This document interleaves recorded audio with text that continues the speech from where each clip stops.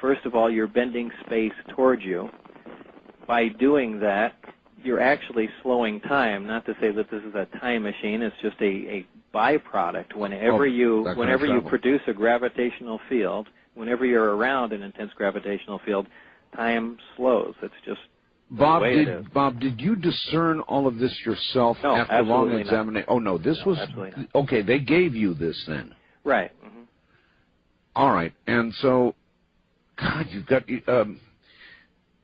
so then you're in the craft. Then your job, I guess, is to go back to the gravity amplifier and the rest of it that they've already got assembled and try and back engineer the thing or try to make it work with materials that we have here on Earth. Is that correct? Basically so. Well, basically is to start at the very beginning and look at the reactor and try and see how from ground level the device operates. And this is where apparently I came in to the project. All right, and that is where we must pause.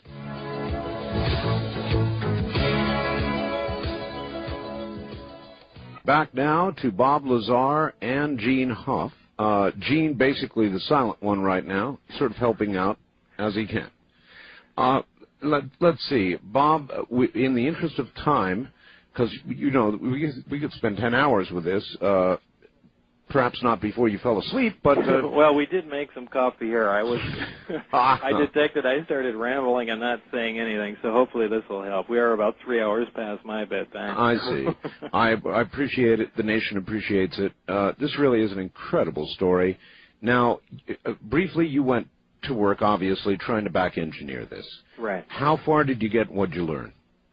Well, not very, and I need to digress for a moment here, and this is where I learned one of the reasons why I was hired. Initially, our work started on the reactor.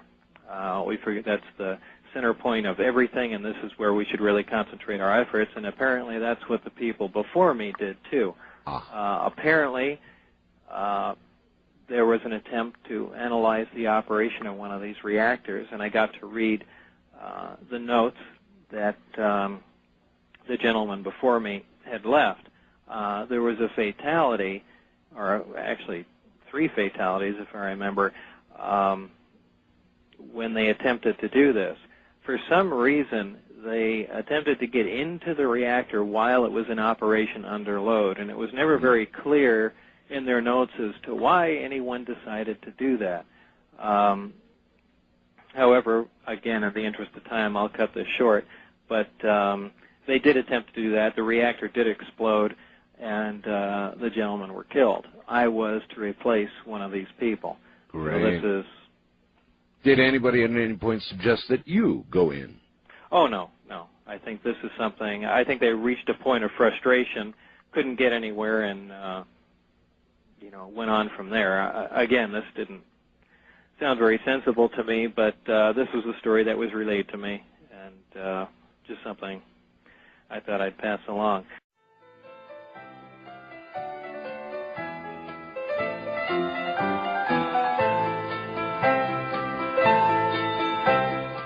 All right, go right ahead. We then found, well, again, we had identified an element, a super heavy element, one that doesn't naturally occur on Earth, and certainly one that we haven't synthesized. This element was identified as 115. Now, normally, the higher level elements, the ones that we have produced in accelerators, decay in a fairly short time. In this case, what we were seeing was a stable element, one that was not undergoing any radioactive decay, which is very unusual. However, again, this is something that science and chemists have already theorized, that there should be an island, essentially an island of stability for elements around the 114, 115, 116 area. However, we certainly haven't been able to produce anything that high up on the periodic chart, but apparently, this is what we were observing. How much of this element 115 was available? 200. Well, there were 223 grams in the craft, in the reactor. 223 grams. I heard a story, I think it may have been from John Lear, that, and this jumps us way ahead, but that you somehow got some of element 115 out of that area. Is that true? I really don't want to comment on that. All right, I didn't think so. John didn't want to say much about it either, but that was a rumor. We'll let it stand as a rumor. All right, so element 115, something that we don't have yet. I think we have progressed a little bit up the scale, but we're certainly not at 115. Where are we now? What is our? I believe the last isolated was 112. 112. And yep. most of the more recent work has been done in Darmstadt, Germany. All right. In fact, I believe there's their plan to produce element 116 is coming up next. I think they plan on. I think it was californium and no calcium or something. Do you remember that, Gene? Yes, I think they were going to fuse curium with calcium, and they were going to end up with element 116, which they then thought would decay in a chain of unknown nuclides and see where the island of stability actually settled. But they are very close to attempting to pierce that island of stability and seeing what's going to happen. However, producing one or two atoms of it really isn't going to let them determine, how the substance is going to react. But at least they're there. They're almost to the point now where they can begin to look at some of these exotic substances. Right. There are a lot of people waiting to see if they can perform any experiments or find this, gravity A that Bob alludes to. But really, when you read, and I'm certainly a lay person, when you read on these, for instance, the website for the Lab for Heavy Ion Research in Darmstadt, Germany, you can see that they actually detect these atoms when they make them, and getting an atom or two, it doesn't put them anywhere near having a quantity of it that you could hold in your hand and actually study for any macro scale type effect. You bet. Bob, how long were you then at S4 doing your work? It was from December of '88 to April of '89. December of '88 to April of '89. Okay. What went wrong? When did the whole thing begin to go to sour, and why? Boy, there is a long story.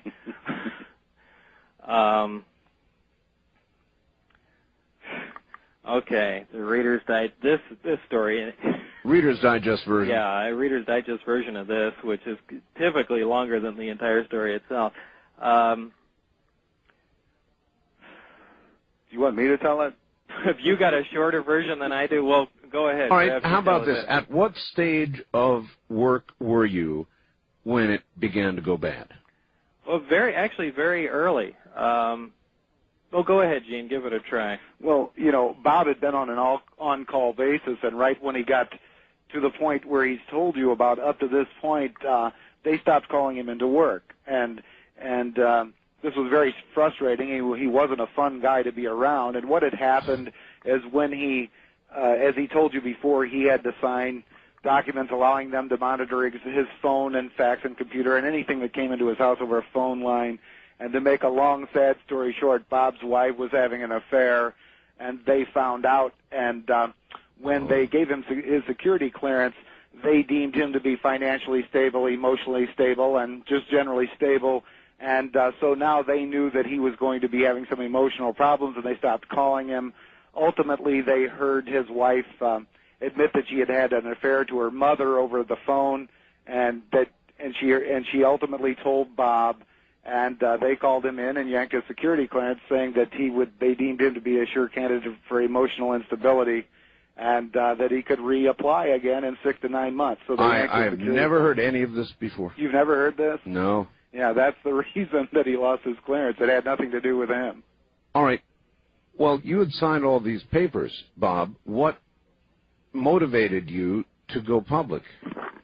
I mean, that's weird in itself. I mean, why did you go public? Surely you had to worry about your life, you had to worry about your career, and I don't know whether it's everybody knows, but you were virtually, the modern term is erased. Your educational records were erased. A lot of the work you did in New Mexico was erased, save for one little mistake. I think your name was, and still is, recorded in a phone book, isn't it? Right. For the most part, yeah, for the most part, everything was. What was it they missed? Where was that? A phone book where? That was, well, it was an old phone book in Los Alamos. Los Alamos. However, certainly they couldn't erase the, as I mentioned at the beginning of our conversation, the newspaper article at that time clearly stated on the front page of the local Los Alamos newspaper that I was a physicist working in Los Alamos labs. Yes. So, you know, they certainly couldn't go back and make that disappear. But they made a lot disappear, didn't they? Yeah. However, Art, you know, they did lie to begin with. As you know, George Knapp, for your listeners, is at that point in time was a news anchor for the CBS affiliate here in Las Vegas. Channel 8. Yes, and he had extensive correspondence with Los Alamos as well as Kirk Meyer, which was one of the subcontractors that Bob worked for. And they all denied. Kirk Meyer did say he was issued a Z number, which was a number required to be an employee and to get a paycheck. But none of them had said that they retained records that far back. And at this point in time, it was only, 5 or 6 years earlier. It wasn't, 10 years like it is now. And that they didn't retain any records at all. And George gave them numerous chances. He said, "Are you sure you have no record of Bob Lazar?" He asked Kirk Meyer, "Are you sure you have no record of Bob Lazar?" Mm-hmm. They denied, and then that's when Bob came up with the Los Alamos phone book with his name and station number in there, and then also he had a copy of the Los Alamos newspaper from 1982. And how did they react to that? Well, we're also talking about two people. When I was initially hired on, I was hired on via a headhunter, essentially, for Los Alamos. Sure. And I worked, like I said, the initial time you work for anyone in a secure job, you have that time before your clearance goes through, and that's when I worked for Kirk Meyer, and then later became hired on directly at Los Alamos. However, both people, either quote-unquote lost their records or just flatly denied the existence of me even working there. Well, what pushed you to go public? What pushed me to go public essentially was fear. Fear of what? Fear of death, fear of prosecution, fear of Well, just fear in general. I imagine you can add them all together, and that was essentially what I was feeling at the time. At that time, I had nothing other than what I had said to anybody. For the most part, if I suddenly disappeared off the face of the earth, nobody would have noticed. Well, not only would nobody would have noticed, I certainly have friends and family that would miss me, but no one would have known exactly what happened. And people disappear all the time. Right. Well, especially in Las Vegas. So I at least wanted to get what was going on out in the open, and I believe it worked very well. It was essentially a pushback against all the force that was leaning on me, where I thought if I just went on in a subdued fashion on television and maybe just said a little bit, and just kind of gave a little shove back, they would lay off. And it was a big gamble, but it worked exactly the way I wanted it to. Also, Art, at this point, when he was trying to show those around him what was going on, is when he took people like me and his wife and John Lear out to the BLM land outside of Area 51, and we actually saw one of the discs tested in the sky. Now, Bob did this after he told us the story. After he was in trouble and in fear for his life, he told those around him the story, and obviously we were a little apprehensive when a friend said, we thought he was just working in some project for the government. None of us really cared what he was doing, and so he wanted to prove that, not that we thought he was lying, but it's still an outrageous story to tell your wife and friends and say, oh, by the way, I'm working on flying saucers. Sure, and John has told me the story of the trip up to Area 51, and there is video to support your claim as well. Right. Plenty of video. Now, they didn't let you go, though, because in 1990, and a lot of people use this, Bob, to try to discredit you, you had to plead guilty to a pandering charge related to the apparent operation of an illegal brothel in Las Vegas. Mm-hmm. Now, a pandering charge, that's very serious. Actually, I got to pick the charge. Oh, you got to pick it? Yeah, I got to pick the charge from 3 of them. Now, my understanding is a little vague, but I think all you did was some computer work. Isn't that right? Well, what I literally did, we have to, backtrack to years ago. After I left Los Alamos and opened up 1 hour photo business for my wife in Los Alamos, we had decided to move, and we began, because of our contract with Los Alamos, began to amass quite a bit of money. We were looking for a business to buy into. One of the things we invested in was one of the legal brothels in northern Nevada. A very weird... in northern Nevada? No kidding. Right. Well, this was years ago. Yeah, people need to know, here in my county of Nye, we have legal brothels, and near Reno they have legal brothels as well. Right, which is up where this was. Okay. And it was just another business, just an investment opportunity. We had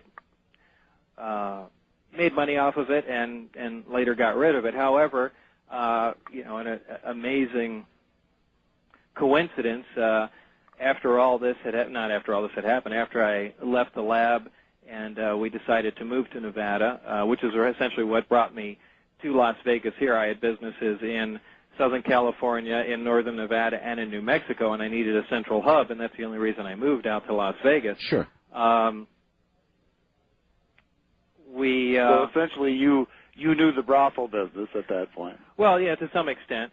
And even though we were out of it, after I had left S4 and began to look for some other source of income, I ran into one of the old managers of the place up north. Right. And she said she had a place running down here that wasn't running illegally, but she'd wondered if I could install a computer system like we had up there to make her business run smoother. And I said, there's no problem. It'll take me a while to write the program, and I can set the computers up for you, and so on and so forth. They also wanted a security camera outside to make sure a guy wasn't coming to the door with a gun or a knife. So sure. I essentially installed all that stuff and left, and that was that was the end of it. However, only it wasn't the end of it. No, it wasn't the end of it, and certainly it was pretty. Actually, Art, what happened after that is, as you well know, living here in Southern Nevada, that when George Knapp did his special UFOs the Best Evidence in November of '89, George won an Emmy for it, and it was one of the highest rated shows in the history of Southern Nevada. So when it came for Sweeps Week the next spring, George said it would be a great idea to have Bob Lazar on, so Bob had a giant following, and say, what has Bob Lazar been up to? So Bob goes on television, not knowing that installing all of this equipment for a brothel was illegal, and on television, George says, what have you been up to, Bob? And Bob says, oh, I installed some security systems and computers and things for a local brothel. And then needless to say, the police were listening that day, too. Apparently so. All right, gentlemen, hold on. We've only got one more hour to go, and it sounds like the coffee's working. This is Coast to Coast.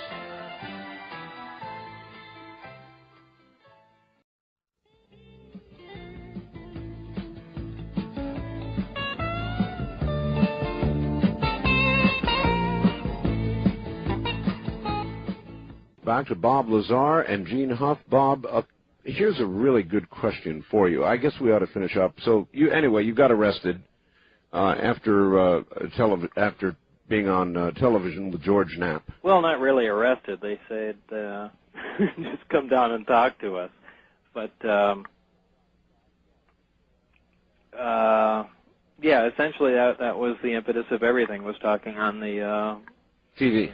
Art, there's a big, long, drawn-out story behind it, which we probably don't have time to go into. All right. Essentially, the madam of the brothel was an informant for the FBI, DEA, Yep. and anyway, she got off. She was a prostitute who ran the whole brothel, and she got off with a misdemeanor from an old early 1900s Nevada statute called keeping a disorderly house. And they had to nail somebody, and Bob just went down and turned himself in, and they gave him probation, and that was it. So. I see. Well, a lot of people... But even the judge thought it was very strange that the FBI was at the trial. And I think he made some very unusual comments, too, knowing that there was some other influence. Yeah.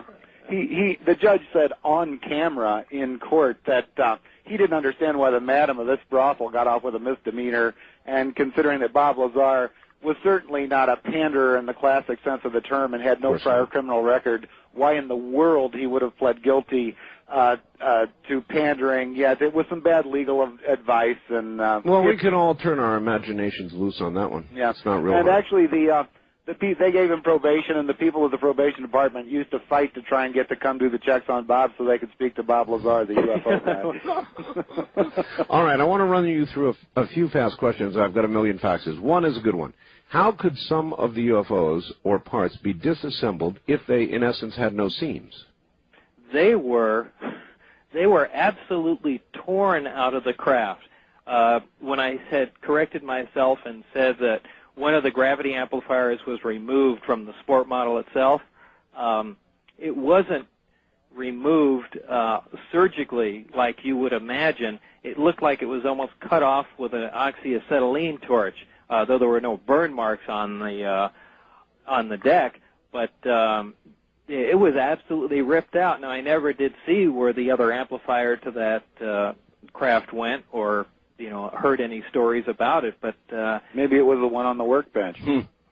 All right, ripped out is the answer. All right, good answer. By the way, for your reference, Bob, the frog was levitated in the high field magnetic laboratory in Amsterdam at 16 Tesla.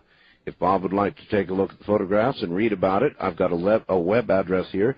The most complete account is given in, quote, of Flying Frogs and Levitrons by M.V. Berry and A.K. Geim, European Journal of Physics, version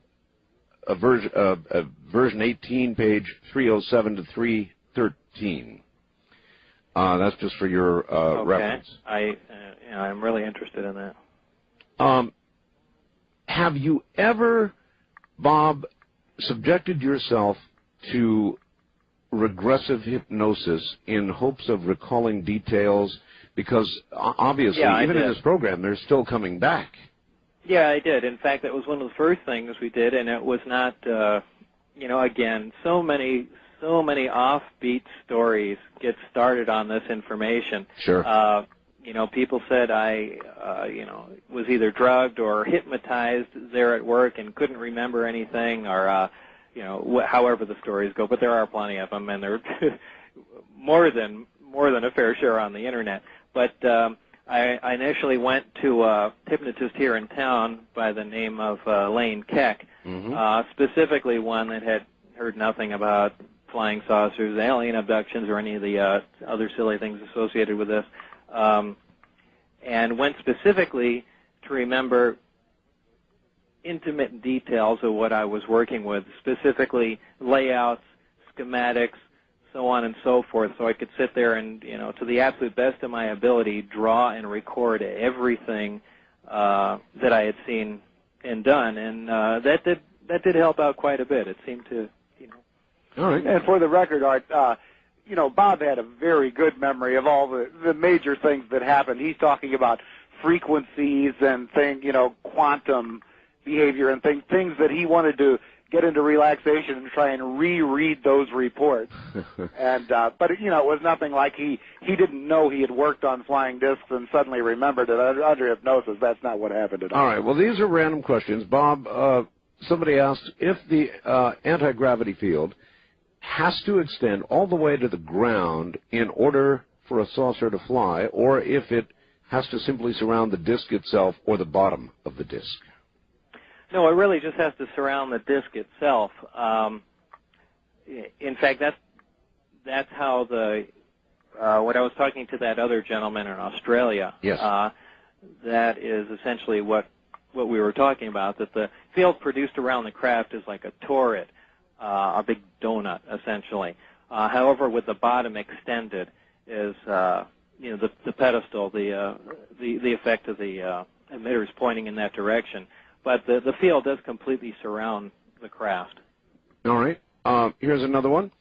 Please ask Bob if the principles that you've been describing tonight have any relevance in what you've heard of stories with regard to the infamous Philadelphia experiment. You know, the Philadelphia experiment. A long time ago, when I was at I had heard of the Philadelphia experiment some time ago, and when I was in Los Alamos, they have a classified library there in the library. And I was able to find some general information on the Philadelphia experiment. And in my personal opinion here, that this is a story that has gotten so completely blown out of proportion. Mm-hmm. Certainly there were people injured and people killed in the this test. The aim of the project apparently, now maybe I was reading false material, but from what I understand, the aim of the project was to make this was the apparent first test of any stealth technology. It was to make an entire ship invisible to radar, not optically invisible. Right, correct. And to do this, they were essentially using huge microwave generators, which is essentially what radar is. And, you bet. I think the accident that occurred was more along the lines of radiation injuries and things along those lines, not the more sensationalized, we flipped into another dimension. Continuum, and people coming up in the middle of the metal and all. Yeah, I think there was a much more prosaic explanation for what happened, and in my opinion, and from the small amount of information that I was able to get my hands on, because that had always fascinated me too, as to what happened with that. But I think that's all we're looking at is just an accident along those lines, and the reason for the cover-up, I think, is the same reason for the cover-ups we see around Area 51. Sure. Is more of a legal reason because of the injuries involved, just like the toxic waste problem. You bet. Out there, than there being something unbelievably top secret. All right. Al Bielek won't like that answer. I know, but that's all right. Art, I'm a computer tech. My training includes understanding electronics, of course. Please ask Bob if he would give us some figures on the toroid that he worked with, perhaps voltages and current. I like to tinker. The toroid. Toroid, yeah. Oh, a toroid is a shape. Well, you were just, that's just the shape of the field. You didn't even work with the toroid, did you? No, I mean, that's just the shape. I don't understand the question, I guess. All right, I don't either, so I give up. Have you been approached, or have you agreed to be part of the CSETI program to get a congressional investigation going on all of this? Have you been approached by them? No, not that I know of or remember. All right. Please ask Bob. There is a gravity theory out there that says that gravity is RF waves from 1 hertz to past light. Basically, energy doesn't get destroyed, so it must all be out there, billions of waves. The Earth is an RF absorber, so on one side you are pushed to the Earth by the pressure of these RF waves. Do you think the engine you were working with was simply a wideband RF amp, then taking the signal 180 degrees out of phase, canceling any waves coming in, thus making anti-gravity? No, I don't think so. I mean, I kind of see what he's leaning to. He's relating the gravitational waves to RF waves, and in fact, in some respects, there are some similarities here and there, but it isn't just plain RF. Okay. A cavity resonator normally bounded by conducting surfaces in which electromagnetic energy may be stored or transmitted as oscillations whose frequency is determined by the size shape, makeup of the cavity. Do these propulsion systems use this technology in scalar form, waveguide, continue. Waveguide form, or modulated FM form against or with gravity? In waveguide form with gravity, essentially is gravity. This is along the lines of what I was saying, that this behaves very similar to a microwave system. And, we're seeing really a lot of similarities in the construction of the two, the comparison between the reactor waveguides and emitters and microwave systems themselves. All right. What does Mr. Lazar think of Dr. Michael Wolff? He has in the past supported Mr. Lazar's claims about S4 and the sports model. Do you remember? Just refresh me on... he's the gentleman from back east, I think in Connecticut or somewhere like that, who says... in fact, I think I read that he said that he was actually a medical doctor working out at S4. Isn't that right, Art? I vaguely recall that. Something like that, and essentially concurs with a lot of the things you have to say. But I don't think Bob has ever spoken to him or talked to him, or... I really don't. I really don't remember his entire story, so I can't really. And he wrote a book, but we didn't get it. All right. Lee in Grand Junction, Colorado asks, Bob was being interviewed on a program several years ago where he described seeing a black and white photograph of an alien which had an autopsy performed on it. He said at the time all you could see was one large organ in the chest cavity. If he has seen the video, Alien Autopsy, please ask him if that's what he saw or how the two compare. No, that isn't what I saw. I don't believe that video is authentic. I believe that's completely fabricated. In one of the briefings I had mentioned, there were two autopsy photographs of the apparent occupants of the craft. They were both cut. One was cut in a T fashion. It was a bust shot, essentially, from the middle of the chest upward. Mm-hmm. The chest was cut in a T fashion. The skin was pulled back, and apparently what was removed from the body was a single large organ, and I said that it most closely resembles a liver. Now, we're dealing with a black and white photograph, so I don't know what color it would be, but it has that almost semi-fluid appearance. There is the other portions of the other photograph had that organ cut itself, and it appeared to have many other chambers, and just from the small amount of information they provided, it seemed to have the function of several organs that we would be familiar with, but essentially evolved or grown together, however you want to look at it. Wow. But essentially just one large organ performing the functions of many organs that we're familiar with.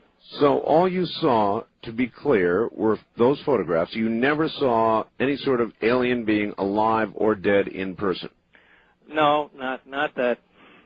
No. You know, again, this story always gets bent out of shape, too. Well, Bob, this is why I didn't mention Dr. Michael Wolff. Dr. Michael Wolff says, well, you tell the story about walking down the hall. Wolff says he's one of the guys that was standing in that room. That's what he said. All right. Okay, I will tell the story. Right. Do I think I saw a live alien? No.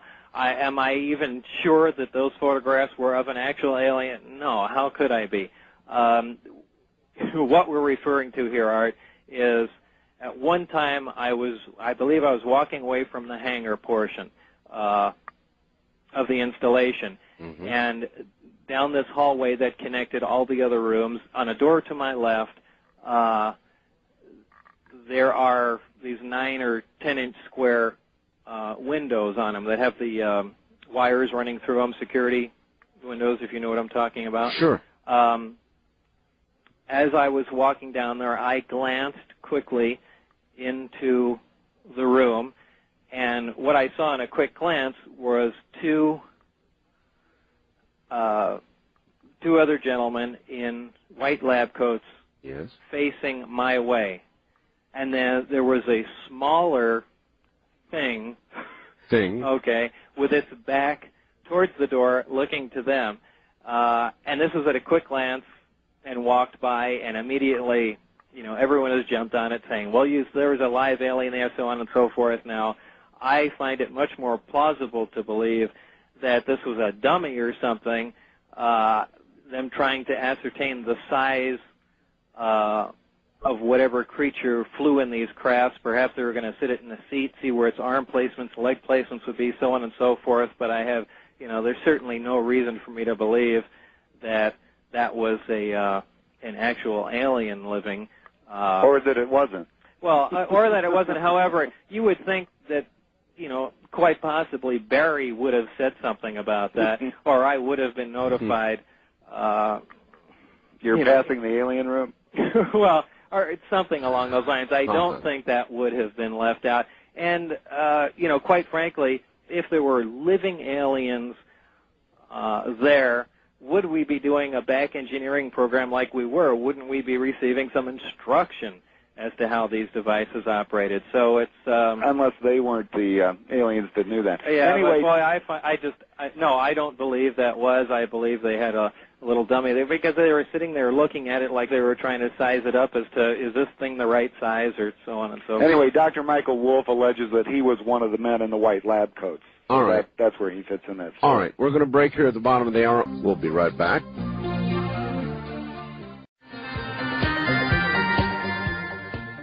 Back to Bob Lazar and Gene Huff. Bob, I'm curious. I'm told that you're not going to do many interviews, or perhaps not any, after this one. What's going on? Well, what happened is actually, believe it or not, there's someone trying to call. Yeah, Gene actually knows more about this than I do. Well, you know, when they optioned my screenplay, Art, they, you know, Bob's story has been owned by two separate movie studios who, for whatever unknown reason, have not allowed the movie to make it to the screen. Well, that was basically because of me, because they kept turning down their screenplay. Yeah, you know, Bob, he gives them freedom in a straitjacket. I mean, he won't allow them to do all the outrageous things they need to do, and so there was long bargaining. This studio wants to get the movie on the screen, and they want Bob to give them his attention, and they want him to be actively involved as a technical consultant on the movie. And Bob never does any interviews anyway, so it wasn't much of a demand. He never goes anywhere, so he agreed to it to give them the impact if they're going to spend tens of millions of dollars to get a realistic portrayal of his movie on the screen. They'd like him to wait and I guess do the rounds when the movie comes out. Well, so it's a rare opportunity. Yeah. I want to thank you both. All right, some very fast technical questions. If you don't know the answers, Bob, just say no. Are gravity waves a broadband or narrowband phenomena? Well, they're actually a narrowband phenomena, but they're not just a simple electromagnetic wave. It seems to be a complex emission, and that's about all I can say in a short time about them. All right. What is their frequency or wavelength, or was there a way of measuring that? Well, there was. It's not really a set, as I said, frequency or wavelength, but there was an apparent... I wish this person would stop trying to... Yeah, indeed. There was an apparent carrier wave, and that was, I believe, of extremely low frequency. Not to say that this is the gravitational wave, but it was in the area of 7.46 or 7.6. Do you remember what the exact number was, Gene? Yeah, 7.46 hertz at a 1 micron bandwidth or something like that. All right. Yeah. At almost 3 o'clock in the morning, my IQ drops about 50 points. Maybe together we could get one answer out of it. Is gravity radiation coherent? Yes, it is. Can you draw a schematic or block diagram of the propulsion system? The answer to that has to be yes. You've done it. Yes, absolutely. What level of power is produced during travel? Kilowatts, megawatts, gigawatts, or measurements that we don't have to express? No, it's gigawatts. Gigawatts. I mean, there's a huge, and that's the way the craft runs is the reactor actually operates at its full potential always. The way they, if you want to use the term throttle the power, is they changed the phase of the amplifiers themselves, but the reactor is always outputting its maximum. All right, so that answers my next one, which was what is the duty cycle, peak average power, and duration of output? So it's always at full output. Right. Is there? However, I do have to say that when all three amplifiers are being used for the delta mode of travel, they do not operate continuously. In other words, if the craft was sitting here locally in our local system, you can't make a jump, or you can't distort space from here to 30 light years out. This has to be done in several consecutive jumps, and there is apparently a recycle time, on the system. And they're pulsed, right? Yeah, they're pulsed, and again, we're working against the 3 o'clock IQ drop here, but I'm trying to remember.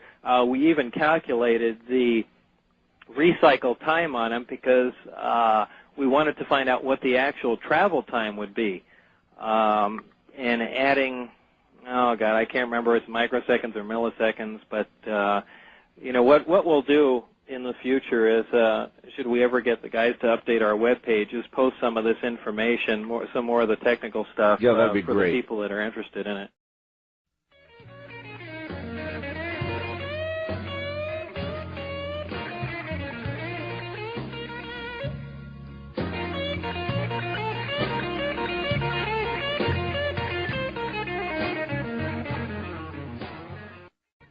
All right, is there a relatively simple antenna detector that one might use with a receiver or spectrum analyzer to capture gravity waves?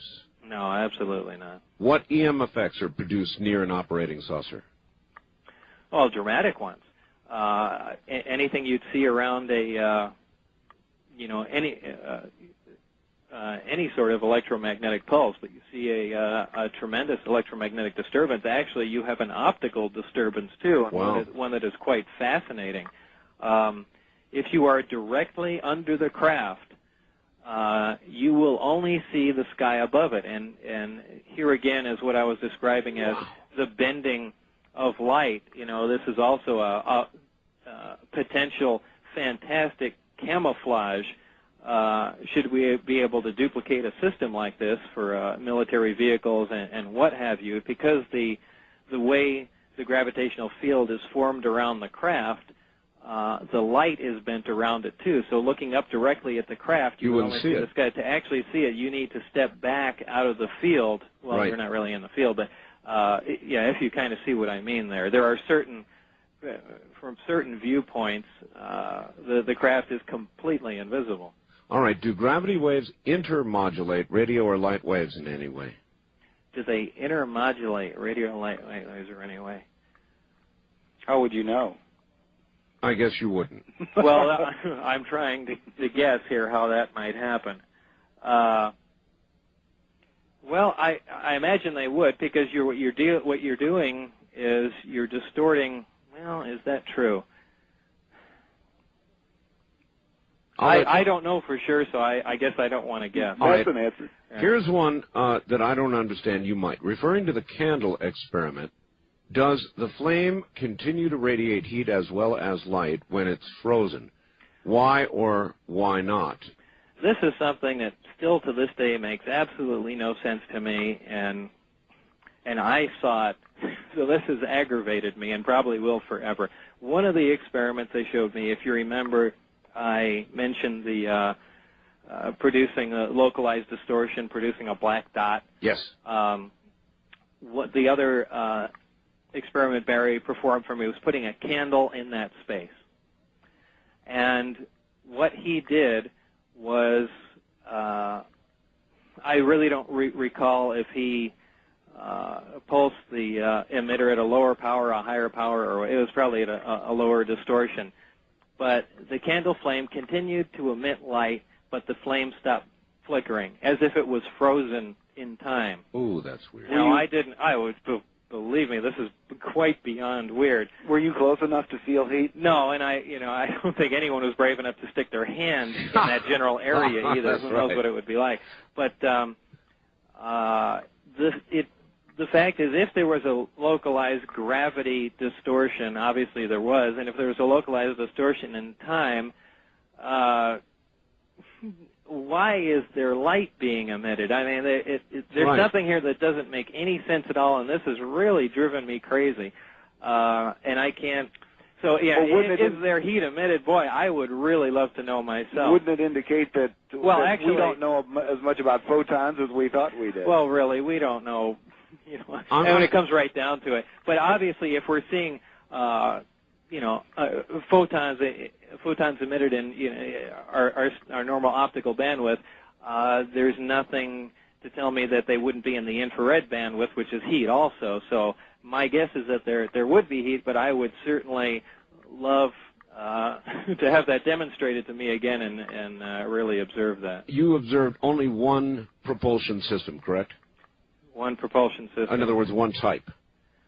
Right. Well, from what I understood, there was only one type. All right. Do the saucers have a communication, or did they seem to have any sort of communication system that you could perceive? No. Again, however, this brings up another point. When I did see one of the craft tests flown, there at one point I was permitted to be inside the hangar. The craft was taken outside.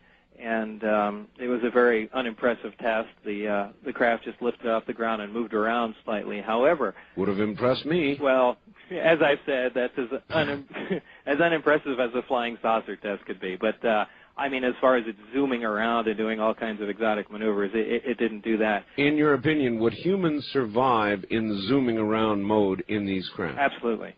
But my point was that.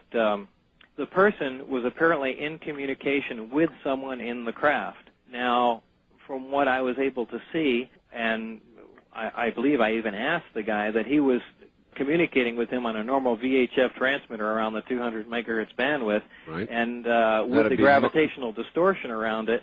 In fact, this even relates to another question someone else had asked. I would imagine, and with the EMP effects of the craft, I can't understand how they can receive that in the craft too. So there's an awful lot of questions that I would really like to know the answers to, and obviously people ask these questions too. Sure, the 200 megahertz area would be military frequencies generally. Let's try a couple of questions from the audience. So little time. First time caller line, you're on the air with Bob Lazar and Gene Huff. Hello. Hello. Hi, where are you? I'm calling from Bellingham, Washington. Yes, sir. And respects to you, Mr. Bell. Your program is excellent. Thank you. I have a question for Mr. Lazar. Ask.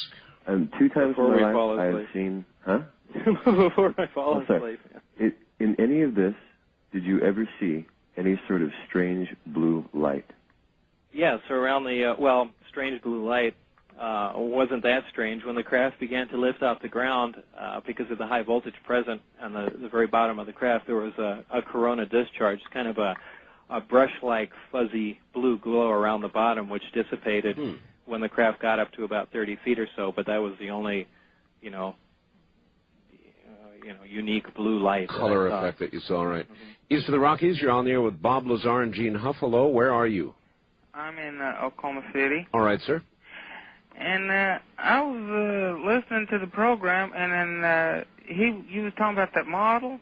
Yes. And on that booklet said that when he was inside the craft and he powered it up, one of the panels become, invisible-like, and there was some kind of weird writing on it. All right, transparent. Is that correct? Yeah, well, that was I was going to touch on that when I had mentioned that all the seats were facing in one direction. Between each archway in the craft, there's obviously the skin of the craft. That one archway that the seats face is apparently unique.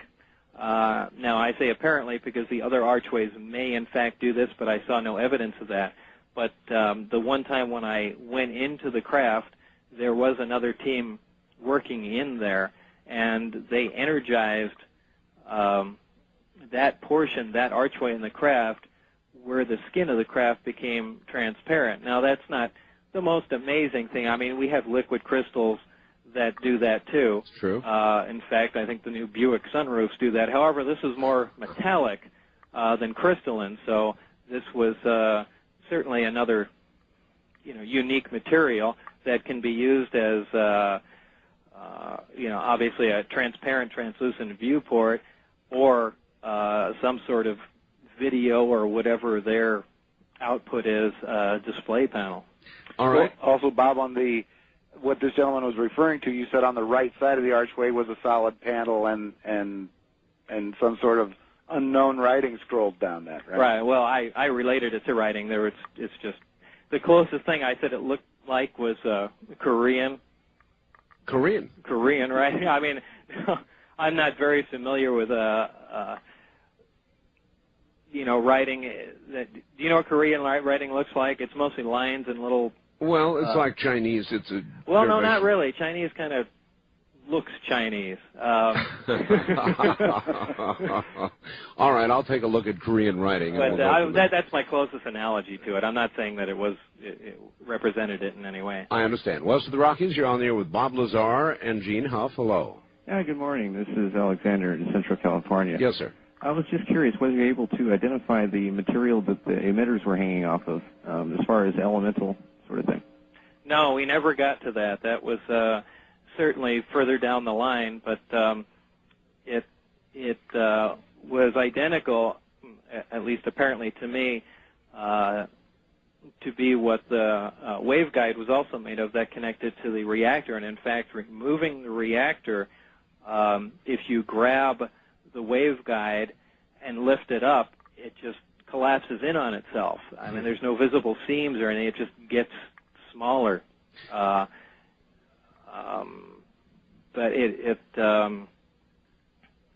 there's really no way to describe it. We weren't able to perform any tests on it other than just standing there and looking at it in amazement. All right, listen, I want to give, you guys have been so good, I want to give you an opportunity to plug something or another.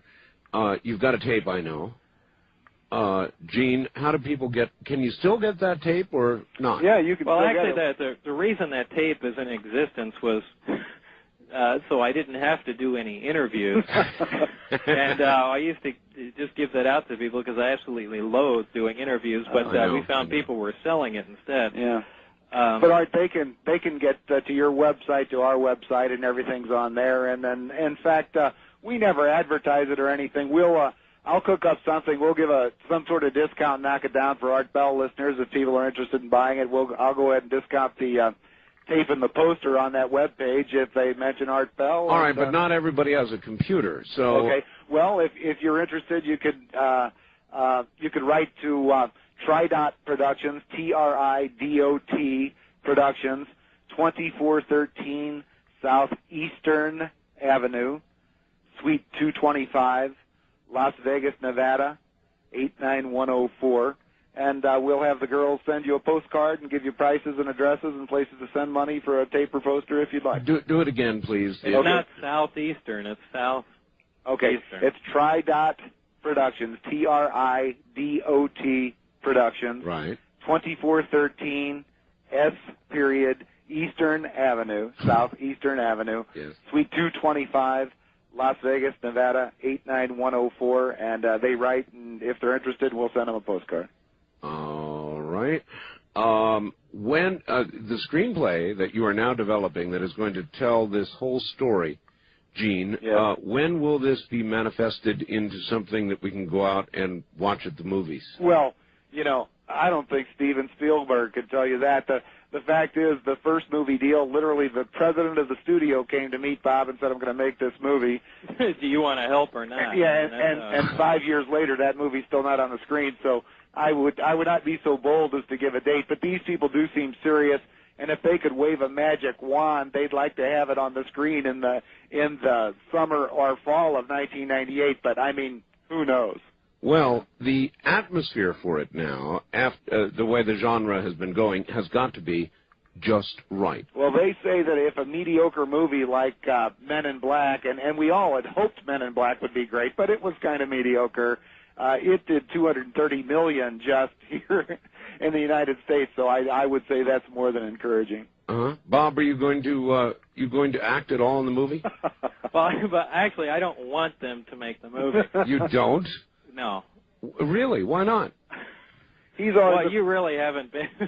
He's afraid they'll make it outrageous and won't stick to the storyline. Well, the problem, Art. Well, no, he's probably right, by the way. They will, you know. Well, you have to. When you sign a contract for a movie deal, you have to sign, you have to sign away every right. I mean, they could turn it into anything they want.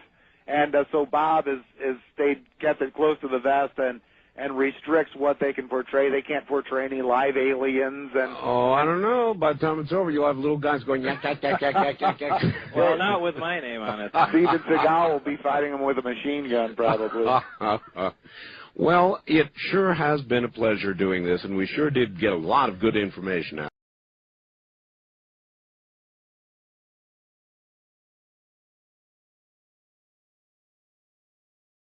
They can begin to look at some of these exotic substances. Right. There are a lot of people waiting to see if they can perform any experiments or find this, gravity A that Bob alludes to. But really, when you read, and I'm certainly a lay person, when you read on these, for instance, the website for the Lab for Heavy Ion Research in Darmstadt, Germany, you can see that they actually detect these atoms when they make them, and getting an atom or two, it doesn't put them anywhere near having a quantity of it that you could hold in your hand and actually study for any macro scale type effect. You bet. Bob, how long were you then at S4 doing your work? It was from December of '88 to April of '89. December of '88 to April of '89. Okay. What went wrong? When did the whole thing begin to go to sour, and why? Boy, there's a long story.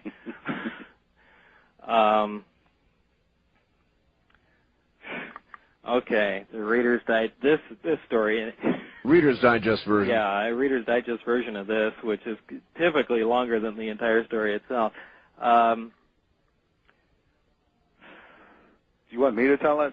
If you got a shorter version than I do, well, go ahead. All right, how about this? At what stage of work were you when it began to go bad? Well, very early. Well, go ahead, Gene. Give it a try. Well, Bob had been on an on-call basis, and right when he got to the point where he's told you about up to the...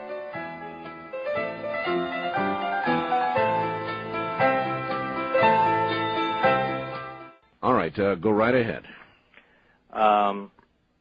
We then found, again, we had identified an element, a super heavy element, one that doesn't naturally occur on Earth, and certainly one that we haven't synthesized. This element was identified as 115. Now, normally, the higher level elements, the ones that we have produced in accelerators, decay in a fairly short time. In this case, what we were seeing was a stable element, one that was not undergoing any radioactive decay, which is very unusual.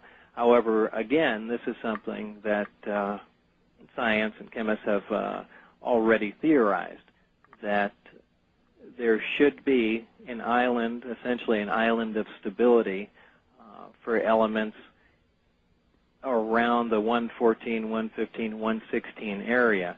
However, we certainly haven't been able to produce anything that high up on the periodic chart, but apparently, this is what we were observing. How much of this element 115 was available? 200. Well, there were 223 grams in the craft, in the reactor. 223 grams. I heard a story, I think it may have been from John Lear, that, and this jumps us way ahead, but that you somehow got some of element 115 out of that area. Is that true? I really don't want to comment on that. All right, I didn't think so. John didn't want to say much about it either, but that was rumor. We'll let it stand as a rumor. All right, so Element 115, something that we don't have yet. I think we have progressed a little bit up the scale, but we're certainly not at 115. Where are we now? What is our... I believe the last isolated was 112. 112. And yep. most of the more recent work has been done in Darmstadt, Germany. All right. In fact, I believe their plan to produce element 116 is coming up next. I think they plan on. I think it was californium and no, calcium or something. Do you remember that, Gene? Yes, I think they were going to fuse curium with calcium, and they were going to end up with element 116, which they then thought would decay in a chain of unknown nuclides and see where the island of stability actually settled. But they are very close to attempting to pierce that island of stability and seeing what's going to happen. However, producing one or two atoms of it really isn't going to let them determine how the substance is going to react, but at least they're there. They're almost to the point now where, first of all, you're bending space towards you.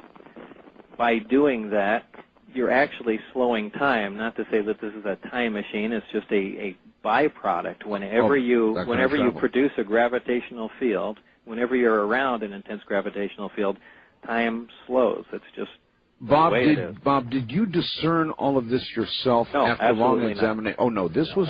Okay, they gave you this then. Right. Mm-hmm. All right, and so, God, you've got...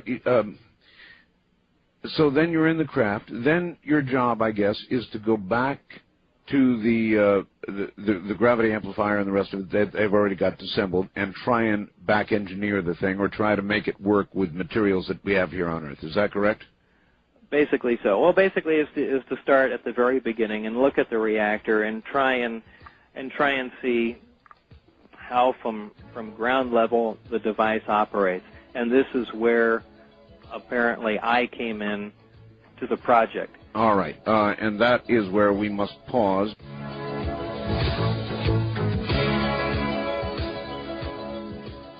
Back now to Bob Lazar and Gene Huff. Gene, basically the silent one right now, sort of helping out as he can. Let's see, Bob, in the interest of time, because, we could spend 10 hours with this, perhaps not before you fell asleep, but... Well, we did make some coffee here. I detected I started rambling and not saying anything, so hopefully this will help. We are about 3 hours past my bedtime. I see. I appreciate it. The nation appreciates it. This really is an incredible story. Now, briefly, you went to work, obviously, trying to back engineer this. Right. How far did you get and what did you learn? Well, not very, and I need to digress for a moment here, and this is where I learned one of the reasons why I was hired. Initially, our work started on the reactor. We figured that's the center point of everything, and this is where we should really concentrate our efforts, and apparently that's what the people before me did, too. Apparently, there was an attempt to analyze the operation of one of these reactors, and I got to read the notes that the gentleman before me had left. There was a fatality, or actually 3 fatalities, if I remember, when they attempted to do this. For some reason, they attempted to get into the reactor while it was in operation under load, and it was never very clear in their notes as to why anyone decided to do that. However, again, in the interest of time, I'll cut this short, but they did attempt to do that. The reactor did explode, and the gentlemen were killed. I was to replace one of these people. Great. So this is... Did anybody at any point suggest that you go in? Oh, no. I think this is something... I think they reached a point of frustration, couldn't get anywhere, and, went on from there. Again, this didn't sound very sensible to me, but this was a story that was relayed to me, and just something I thought I'd pass along.